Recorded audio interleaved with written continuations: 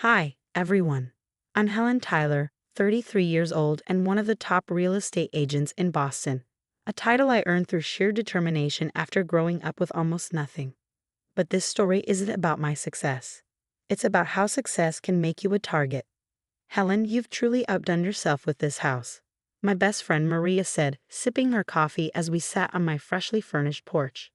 Thanks, Maria. 3 years of saving every commission and enduring that tiny studio apartment finally paid off.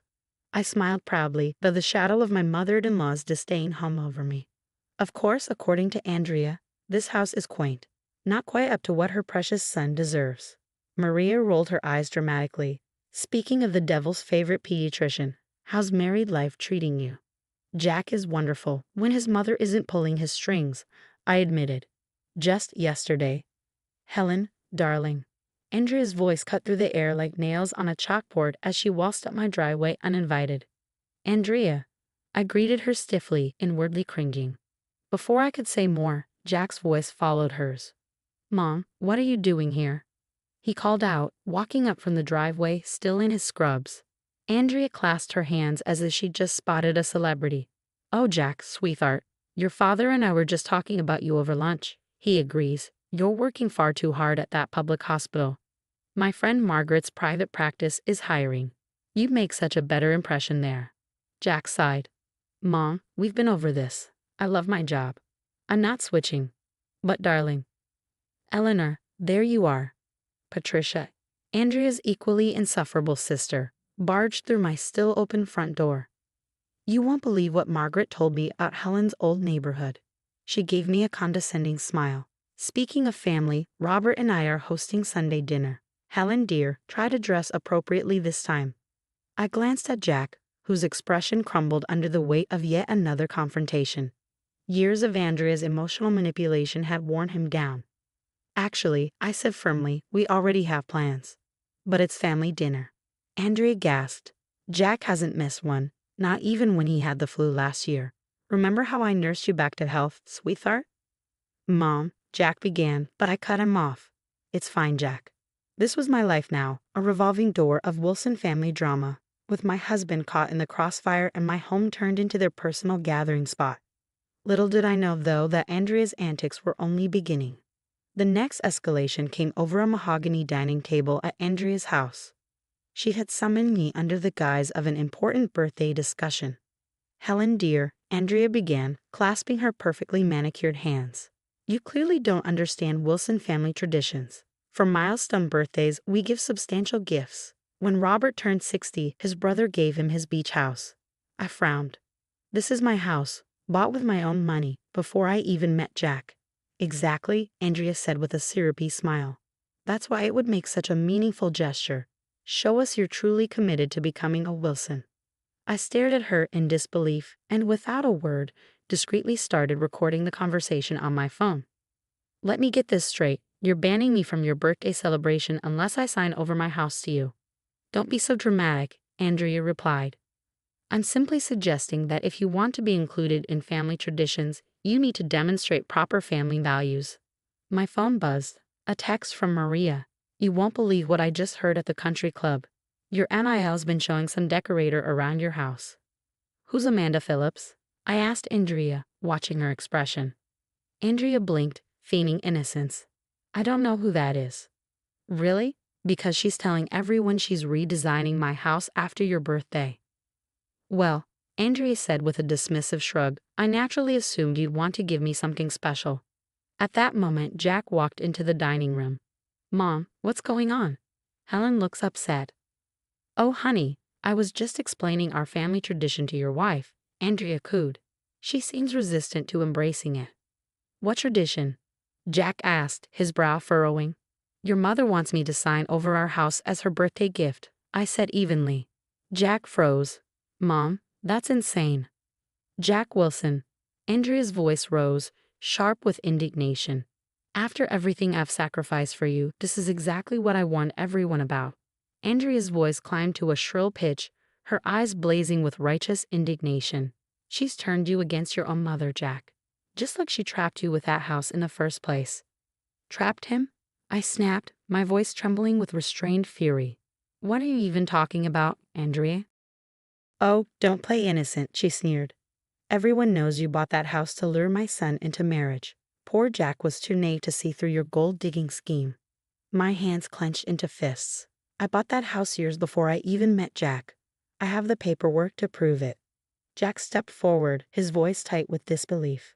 Mom, how could you say that? Helen worked hard for that house. Hard work?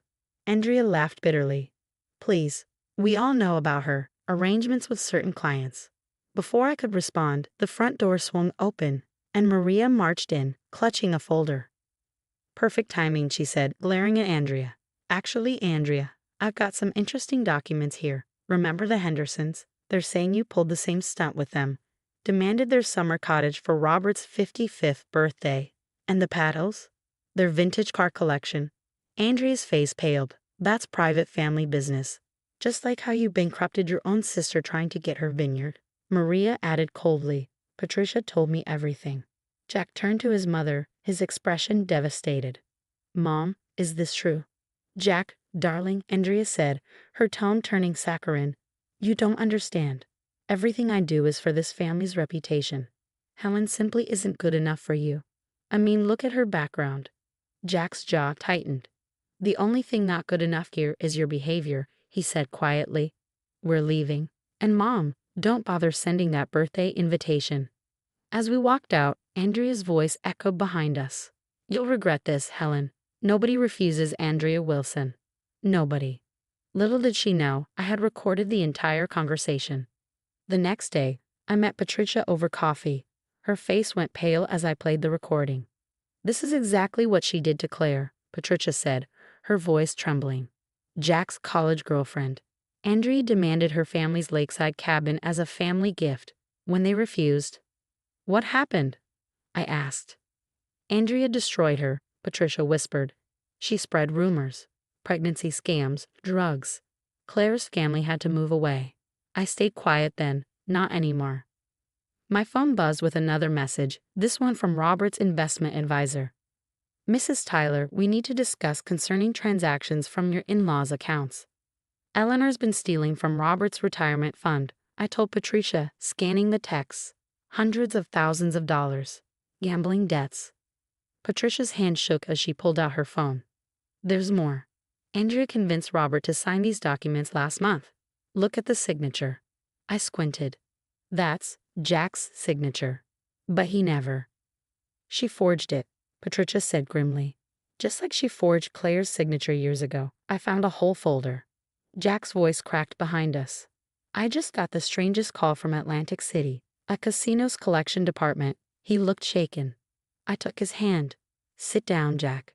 There's something you need to see. We spent hours going through the evidence, the forged signatures, the drained accounts, the sabotaged business deals, the gambling debts. As Andrea's web of lies unraveled, I watched decades of manipulation click into place in Jack's mind. She's been calling my hospital too, he said quietly, telling him I'm planning to quit. They almost reassigned my position. Patricia touched his arm gently. Jack, there's something else you need to know about Claire. As she told him everything, the weight of Andrea's betrayals crushed Jack's resolve. His shoulders sagged under the weight of it all. But his eyes burned with newfound clarity.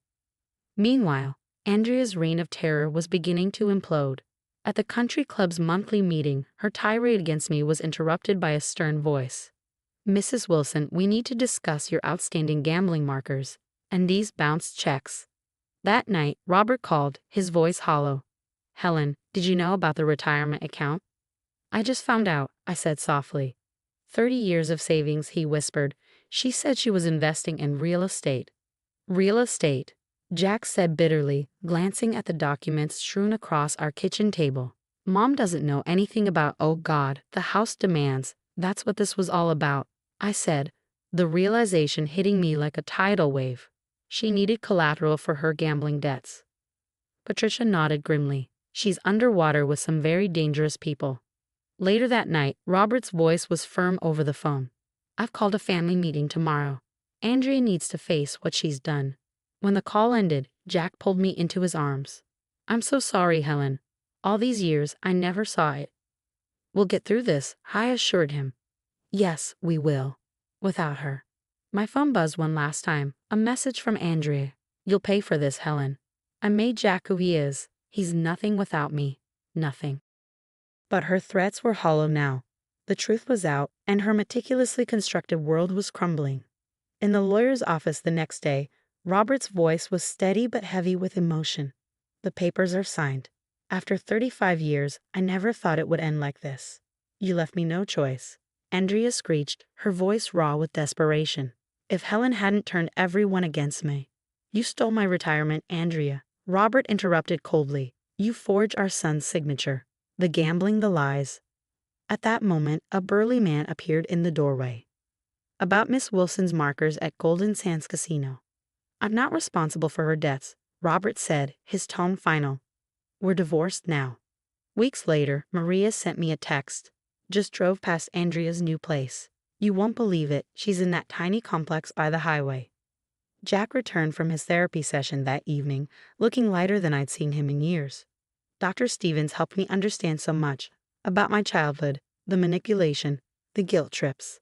I can't believe I let her control me for so long. He smiled softly. Dad called. She tried to crash Margaret's garden party. They had to escort her out. Apparently, she was screaming about how everyone betrayed her. Meanwhile, my real estate business was thriving without Andrea sabotaging deals behind the scenes. 3 bids had come in for my newest development that week alone. Months passed. My empire grew stronger, and my confidence soared. I even bought the building Andrea was evicted from. Karma, as they say, works in mysterious ways. The holidays arrived, and our annual party was in full swing. Friends, family, and laughter filled our home. Through the window, I spotted a familiar figure standing in the snow watching. Andrea, alone. Inside, Robert, now looking years younger since the divorce, raised his glass. To family, the real kind. To consequences, Maria added with a smirk. The next morning, a gold embossed envelope arrived. Andrea's rescheduled birthday party invitation. The irony was delicious. I took a red marker, wrote return to sender in bold letters, and added a sticky note. Unlike houses, some gifts are easy to return. Through my office window, I watched the mail carrier pick it up. Somewhere across town, in a dingy apartment with a view of the highway, Andrea Wilson would receive one final reminder. She had no power here anymore. Not over my house. Not over my marriage. Not over my life. My phone buzzed. A new client referral. Life was good. And success, I realized, truly is the best revenge. While Andrea sat alone in her small apartment, surrounded by gambling debts and burned bridges, I stood in the home I built with my loving husband, a thriving business, and a chosen family that stood by me through it all. Sometimes, karma doesn't just knock, it takes away your country club membership and replaces it with a view of the freeway.